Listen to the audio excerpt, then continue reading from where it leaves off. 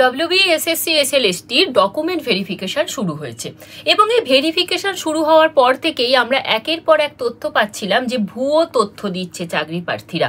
সেই রকমই নোটিশে এলো যে 300রও বেশি চাকরি প্রার্থী তথ্যে গরমিল। এই যে তথ্য গরমিল হয়েছে সেখানে বলা হচ্ছে যে মূলত জাতিগত শংসাপত্র এবং অভিজ্ঞতা 10 নম্বরের ক্ষেত্রে তথ্যে গরমিল এসেছে।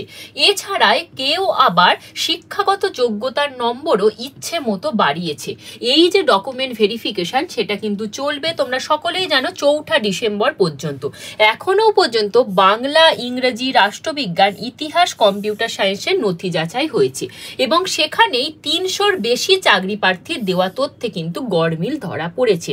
এছাড়াও আরও একটি উল্লেখযোগ্য বিষয়, সেটা হচ্ছে এখনো পর্যন্ত ইন্টারভিউ তালিকায় নাম থাকা সত্ত্বেও 200 জনের মতো চাকরি প্রার্থী ভেরিফিকেশনে আসেননি।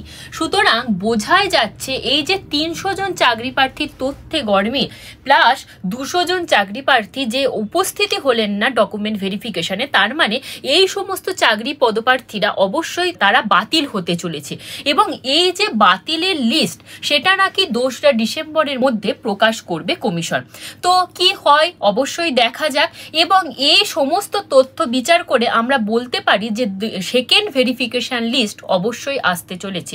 এই বিষয়ে আপনাদের মতামতটা অবশ্যই কমেন্ট বক্সে কমেন্ট করুন আর এই রকম ইনফরমেশন সবার আগে পেতে অবশ্যই এই চ্যানেলটাকে লাইক করে রাখবেন।